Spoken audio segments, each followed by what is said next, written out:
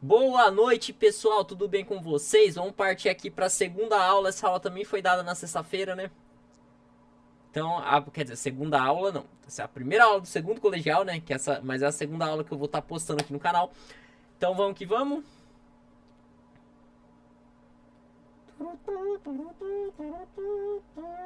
Imagina só, o PowerPoint detectou que a placa gráfica pode não estar devidamente configurada para proporcionar a experiência. Não, não, tá não. Imagina. Não quero perder meu tempo com isso aí, não. Isso é louco, uma 4070 Ti não vai rodar o PowerPoint, tio. Tá tirando. Enfim, vamos voltar aqui, pessoal. Então, primeira aula de formação geral básica. O tema é ecologia.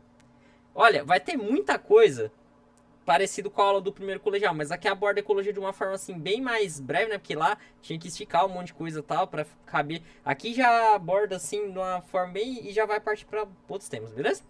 Vamos começar? Ecologia.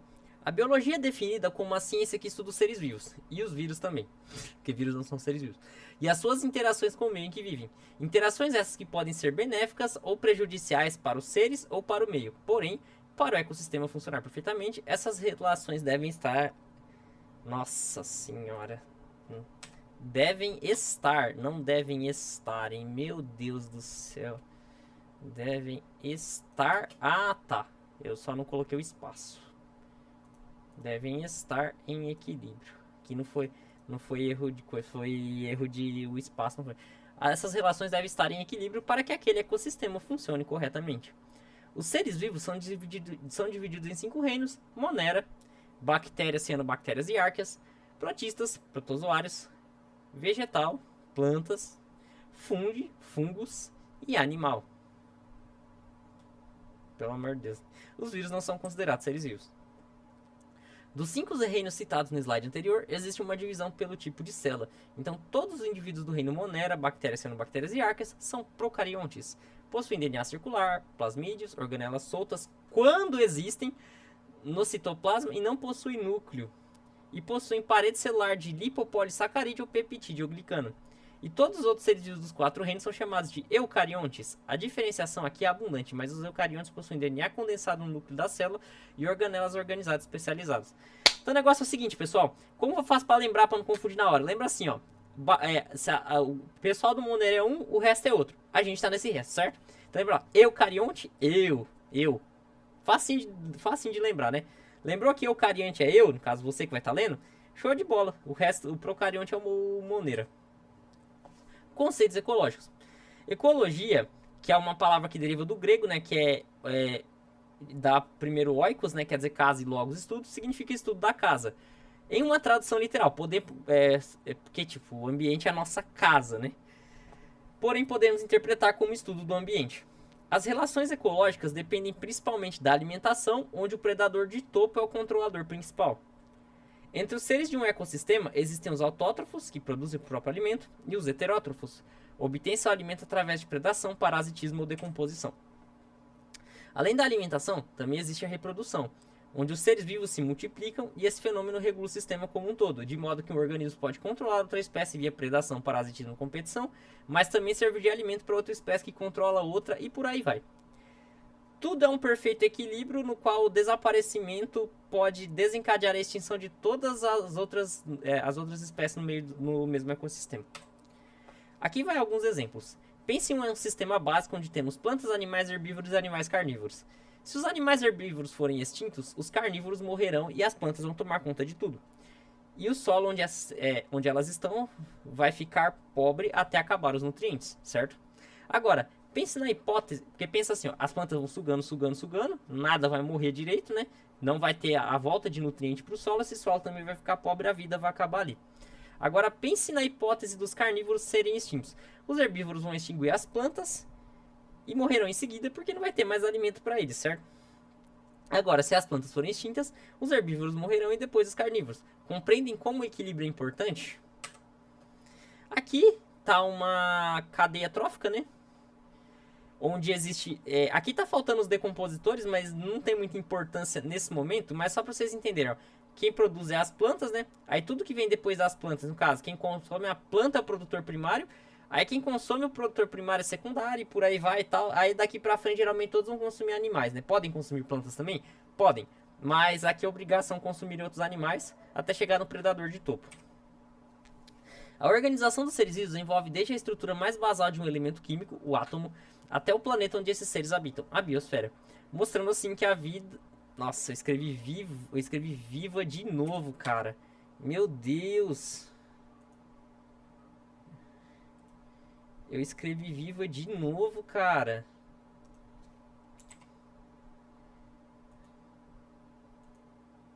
Mostrando assim que a vida é mais que a soma dos seres vivos, compreendendo os blocos fundamentais da vida e também o ambiente.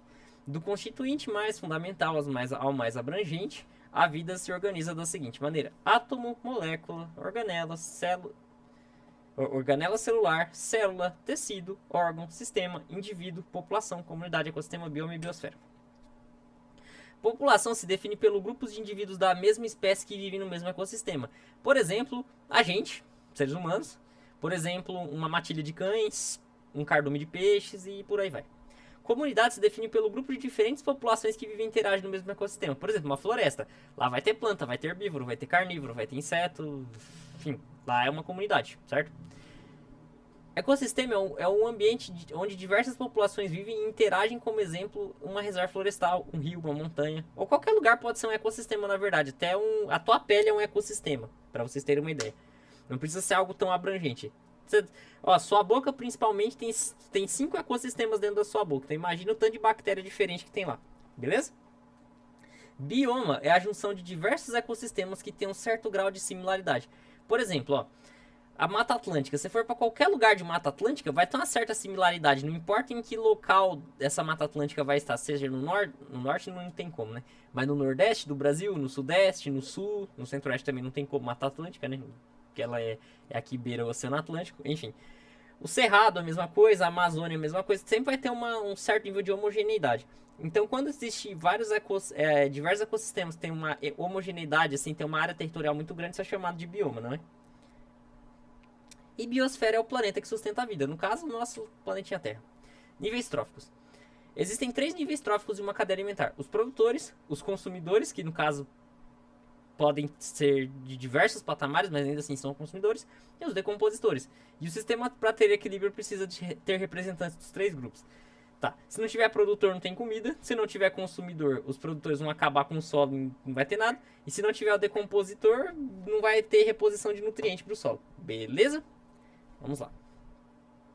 E também a disseminação de doenças vai ser muito grande, né? Os produtores são os vegetais, que transformam água, CO2 e... Saia é de doente. Saia tá difícil. Cadê? Sais minerais em compostos orgânicos através da luz do sol. Beleza?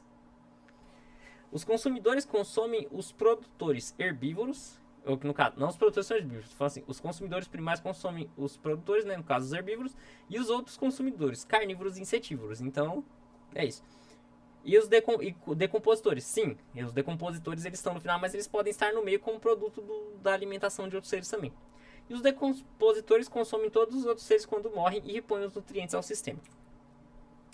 Teias alimentares. As teias alimentares são relações que os produtores, consumidores e decompositores têm um com os outros, entendeu? Por exemplo, a águia, ela pode consumir o coelho. Não, vou pegar aqui do nível do rato. Ela pode... Não, aqui ela não vai consumir o rato, né? Difícil. Enfim, aqui temos consumidores primários, secundários e terciários nesse sistema. Mas a águia nada impede dela consumir o consumidor primário, entendeu? Então não exatamente precisa seguir todo esse passo, entendeu? Pode ser que a águia até consuma um rato, é difícil, mas pode acontecer, por que não, né? Enfim. A atividade humana pode ter ação direta ou indireta nas teias alimentares, e geralmente são prejudiciais às mesmas, como o uso de defensivos agrícolas de forma inadequada, que vão acabar com as abelhas, acabar com os rios, acabar com o solo e por aí vai. Bacana, né? Enfim. O desmatamento destrói o hábitat das espécies, podendo atrapalhar na teia, estreitamento de rios, poluição, entre outros. Nossa, que orgulho de ser humano, hein? Enfim, A pirâmide ecológica é um conceito de biomassa, onde os organismos da base são consumidos pelos organismos do patamar superior até chegar no predador de topo, sendo o nível de maior biomassa decrescendo até chegar no topo. Então, por exemplo, ó, a biomassa ela tem que ser maior no andar de cima do que no andar de baixo. Ela tem que ser maior no andar de baixo do que no andar de cima. Porque se fosse o contrário, como que ia. Para você sustentar algo, você tem que ser maior que esse algo. Se você for menor, você não vai sustentar, vai dar tudo errado. Então, se tivesse mais consumidor quaternário do que terciário, eles iam extinguir os terciários, entendeu? Então, pra ficar bonitinho assim, tem que ser nessa pegada. Todo o patamar de baixo ter mais biomassa que o de cima, porque senão não tem como, né? Senão as espécies vão se extinguir. Os ciclos da matéria se referem aos ciclos dos componentes necessários para a manutenção da vida. E os mais importantes são água, oxigênio, carbono, enxofre, fósforo e nitrogênio. E eu vou colocar o ciclo deles aqui para vocês. Alguns desses ciclos são mais curtos que outros, e a falta de um desses nutrientes na cadeia energética do planeta, energética no sentido da vida, né, não de energia elétrica, né, mas no caso de energia tipo do ciclo alimentar, né, do planeta, pode significar a extinção de algumas ou de todas as espécies. Os responsáveis pela ação desses ciclos são junções de fenômenos geológicos, por exemplo, o vulcanismo, espaciais, por exemplo, meteoritos, a radiação solar. Qual seria outro fenômeno espacial? Enfim, atmosféricos, chuva, vento, enfim, e os próprios seres vivos, né? Ó, esse aqui é o ciclo da água, então, ó, vamos lá. A água começa aqui, você pode começar por onde você quiser, mas enfim, ela se condensa nas nuvens, chove, beleza? Aí da transpiração dos vegetais ela sobe de volta, mas pode ir para o rio, aí do rio evapora, vai para o céu de novo e por aí vai. Aqui o ciclo do carbono. Então o carbono ele está abundantemente armazenado na atmosfera, né? Então vamos lá. As plantas fazem fotossíntese, gás carbônico, aí o gás carbônico fica preso aqui na forma de biomassa, né, das moléculas orgânicas. Aí os herbívoros comem. Enfim, e aí defeca, tá? E volta pra cá. Beleza? O organismo morto também vai liberar carbono no ambiente. A respiração das plantas também vai liberar carbono no ambiente. A respiração dos animais também vai liberar carbono. E a emissão de carbono da queima lá das fábricas também. Esse é um dos ciclos mais importantes que tem. Inclusive, você já deve ter ouvido sua mãe falar que a planta agradece mais a chuva, né? Por que a água da chuva é melhor que a água que a gente coloca da torneira? Porque a água da chuva, ela vem rica em nitrogênio. E isso vai ser responsável para fazer as proteínas das plantinhas. Olha que maravilha. Então, quando tem um raio, esse raio acaba quebrando as moléculas de nitrogênio no ar e ele vem dissolvido na água. E quando ela vem para o solo, as FB... Não, é que BFN é em inglês, né? Ou em português, mas NFB seria NFB seria em inglês. Mas enfim, as bactérias fixadoras de nitrogênio, elas transformam nitrito em nitrato, não é? Não, nitrato em nitrito. Aí não, tá certo. Ah, tá. Isso aqui é a amônia que vem do cocô dos animais, né? Enfim, as bactérias fixadoras do nitrogênio transformam o nitrato em nitrito. Aí a bactéria... Não, transforma o nitrogênio em nitrato. Aí as nitrificantes transformam o nitrato em nitrito. E aí tem as desnitrificantes que volta a transformar no nitrogênio livre, certo? Então, as proteínas não existiriam sem esse ciclo maravilhoso aqui. Esse é o ciclo do oxigênio, né? O oxigênio no ar, respiração. Aí ele tá presente no dióxido de carbono, aí a fotossíntese vem, pega o dióxido de carbono, libera o oxigênio e aí estamos de novo. Esse é o ciclo do enxofre. Ele é deveras mais complicado, pessoal. Mas assim, eu quero que vocês entendam que ele existe, entendeu? Então o enxofre, ele tá armazenado no magma, certo?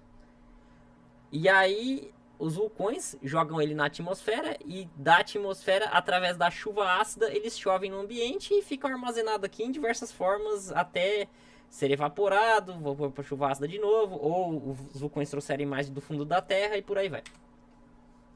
Ciclo do fósforo. Esse é o ciclo mais importante de todos. Por que ele é o mais importante de todos?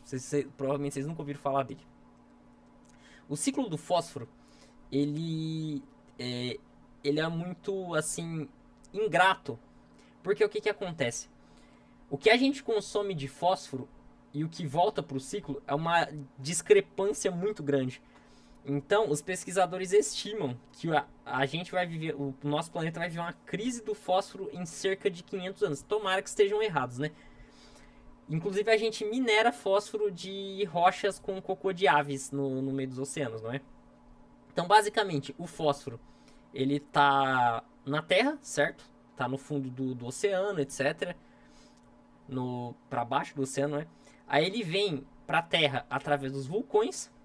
E aí eles se acumulam nas nuvens, chove, o fósforo vem para a Terra.